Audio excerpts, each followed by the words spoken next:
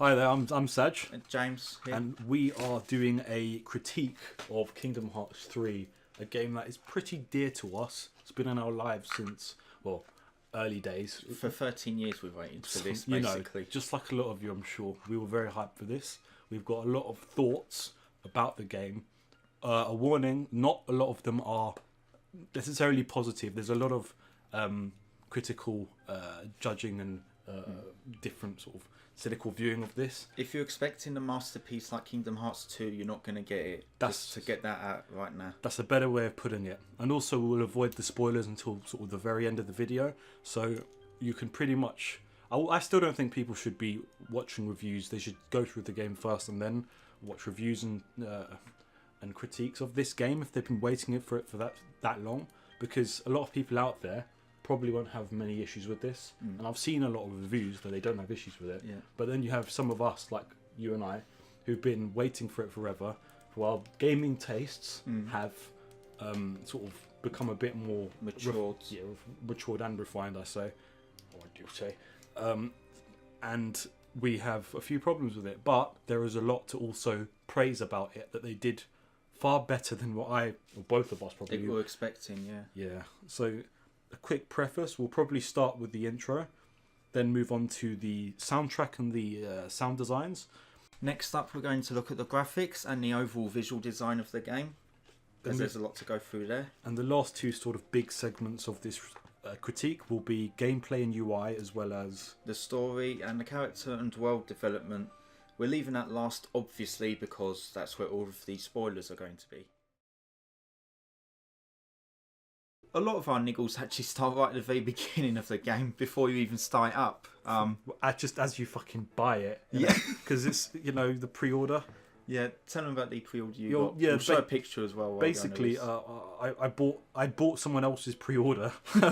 That's one way of bloody getting it. It comes with this yo-yo, the Monsters Inc. yo-yo.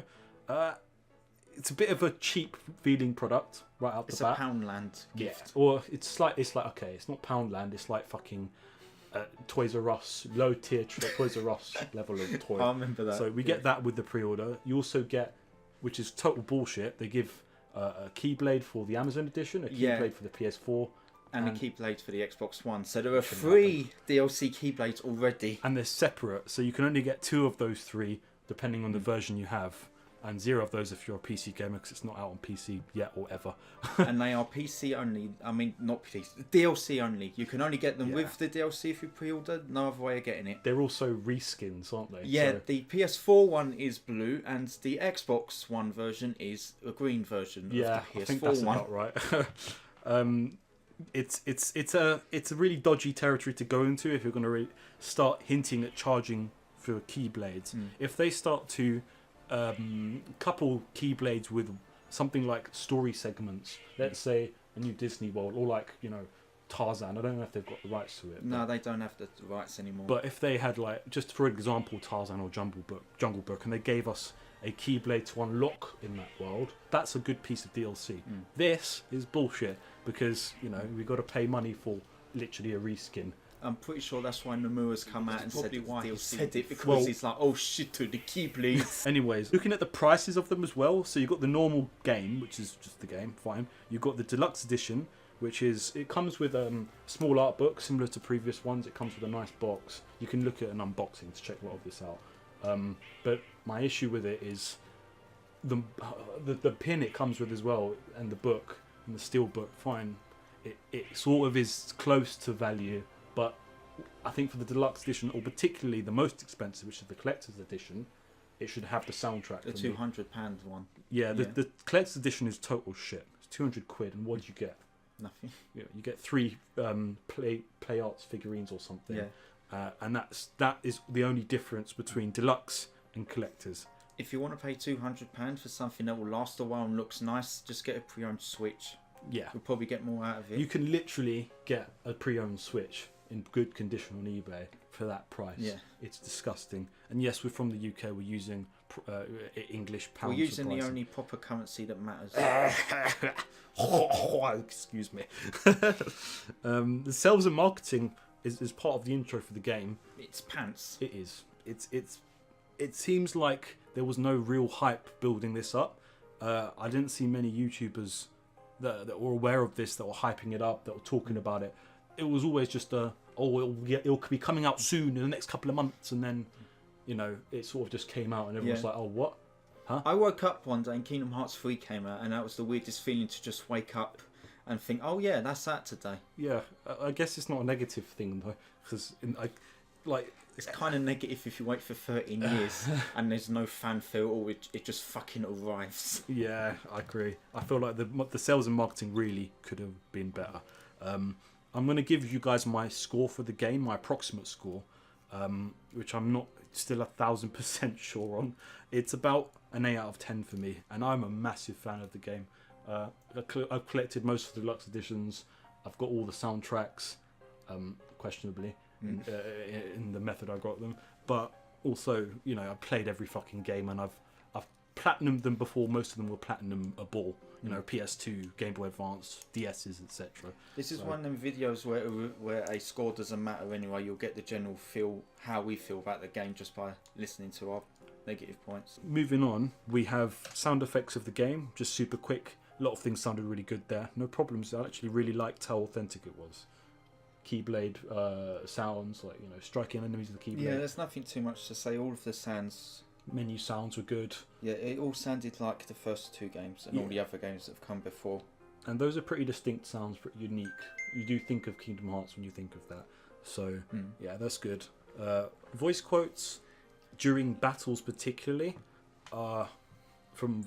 well, I would say just at the end of the game, it was not very well mixed. No, the sound, the sound mixing kind of falls apart the more you get into it, especially with the boss sections. You can't really understand much of anything. We'll talk more about this later, but I feel like this is partly where they began rushing it a bit too much, and it starts to show a bit.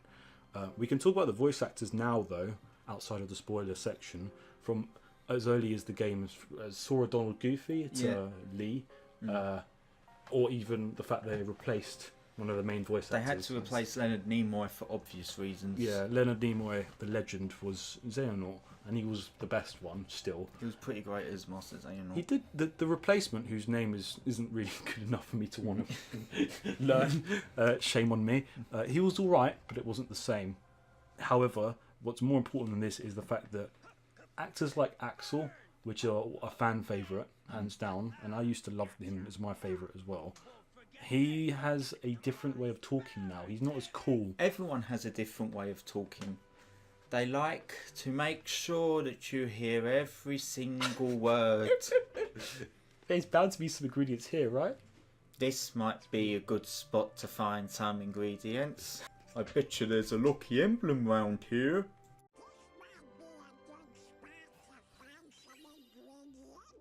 Everyone is so fucking slow in this game. And it's not the voice actor's fault particularly. Like, Quentin Flynn is okay. David Gallagher's Riku, I always enjoy his voice as Riku.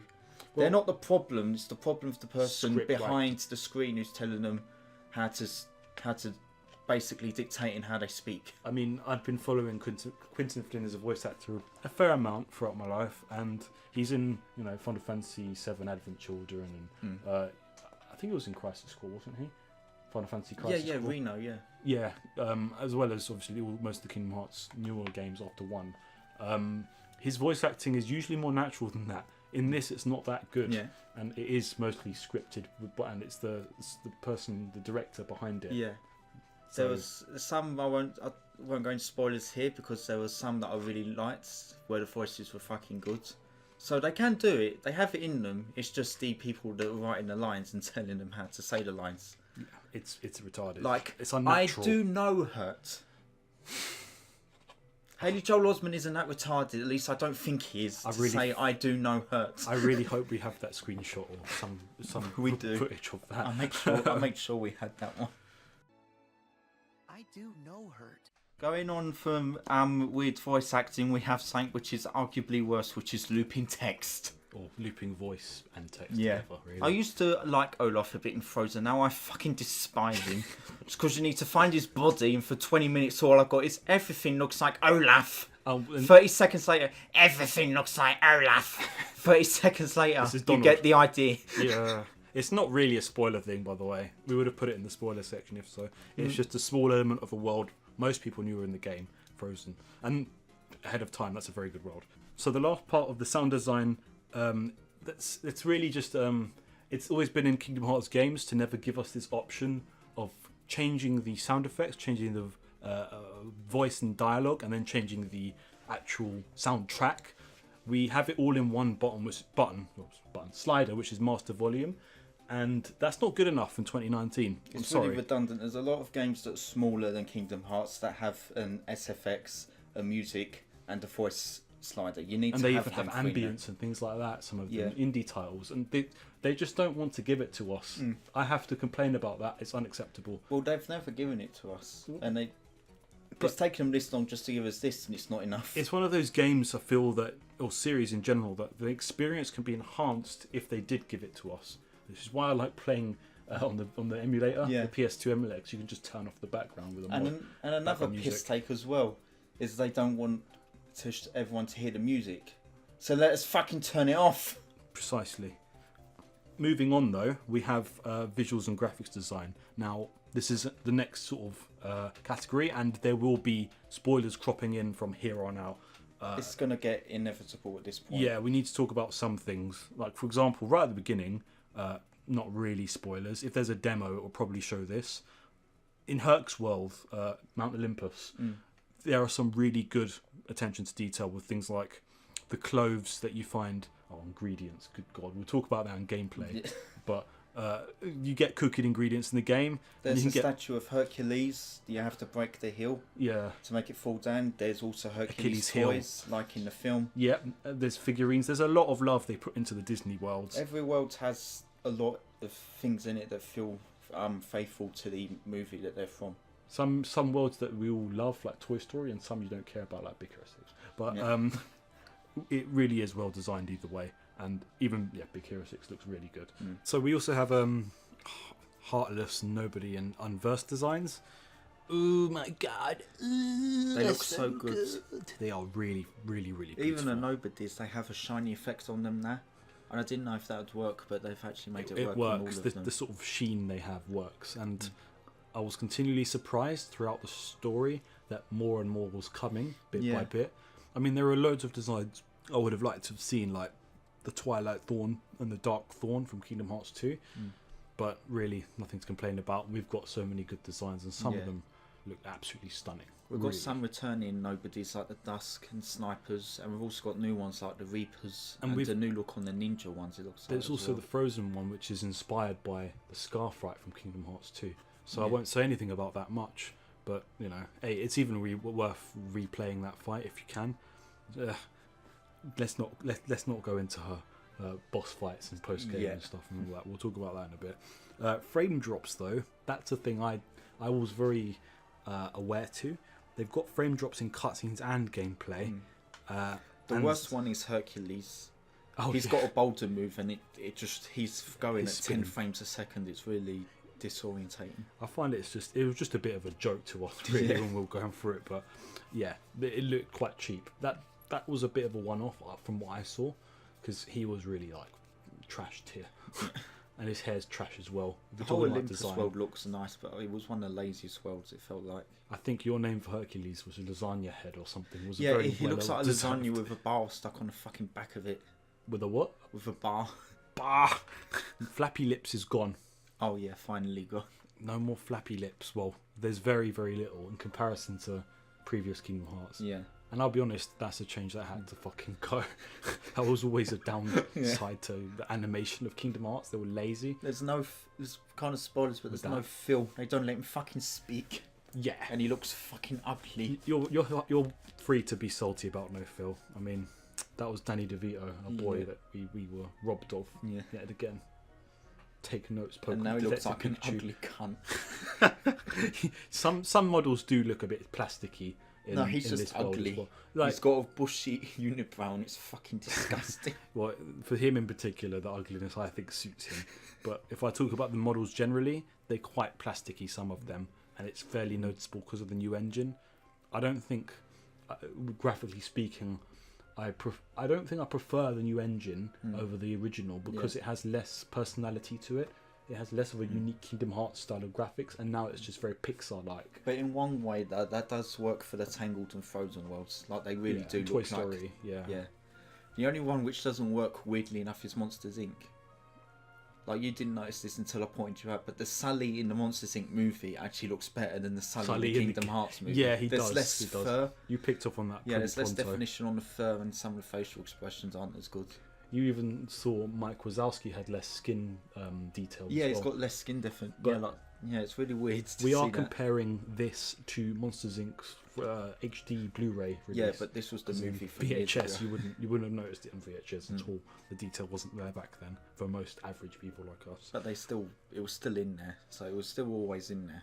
I mean, looking at other design things as well, I'm kind of sad there's no second form design details to the same way they used to be in 2. Like Valor Form, Wisdom Form, Limit, Master, etc. They were the coolest designs I'd probably seen in Kingdom Hearts 2 to that point. Yeah. And Sora got to use them. It made using Sora fun. Like, oh look, I can't play as Roxas, but at least I can play as this. Yeah. You know, and that was actually really cool. That's not here. And second form with Kingdom Key and the later Keyblade, that's similar. It doesn't have that. It's only got a slight colour change, I believe, and that's it. We'll go into that more later, though, the forms. Yeah. One of my personal niggles about the series is accessories is not one of the... Yeah, they don't appear on the character. I feel like in this day and age we can do that with the graphics engines and the capabilities, where you can have accessories appearing on your uniform as you change them throughout the game. There's so many games. There's so many games that do that now. Horizon, Breath of the Wild, Nier Automata. There's so many that don't. Red Dead Redemption 2. Even. World of Warcraft's not been doing that for it has never done it, I don't think, really. So it's a bit of a shame. I have to dive back to the clothes for a bit because I noticed that Riku and Mickey had tartan on their clothing, and there was a bit more tartan elsewhere. And everyone has tartan. Yeah, everyone's basically turned Scottish. Yeah, and I love Scots. It's like I'm part Scottish. I love Scotland as well, but that's too much fucking tartan. And it doesn't. Again, it sort of doesn't fit. It doesn't fit on. Well, some of the characters like Alette, it might fit on. Oh yeah, but that's some of the more like normal characters, but on someone like fucking Riku running around, it's like the tartan doesn't work. You get used to it; it's okay. But Riku's costume's very cool, actually. Apart from the tartan, it's very nice. Like, it is very well thought out. It looks good. Yeah, and it would be good if you could play as him. Yeah, Kyrie's one is nice with the little hood as well. Yeah, but take off the tartan and he'd be sort of Kingdom Hearts 2 mouth frothing level. Yes. Animation. Yeah, and that's something we need. That's another thing when you talk about. We're talking about the characters. Is half the animations are good, and the other half are quite janky and stiff. Yeah. And Steve, there's not a lot of facial animations. Some characters have it, but most of the time there's not enough like movement of the face. I find frame drops actually do tie into it as well, where the lower frame rates make the animations look worse. Yeah, but and jankier. Yeah, but there were some 60 frame bits with Sora where his face didn't move. Quite a few, in fact. And when an autistic person is telling you that they're not doing emotions, then you know they're fucked up somewhere, really. Autism confirmed.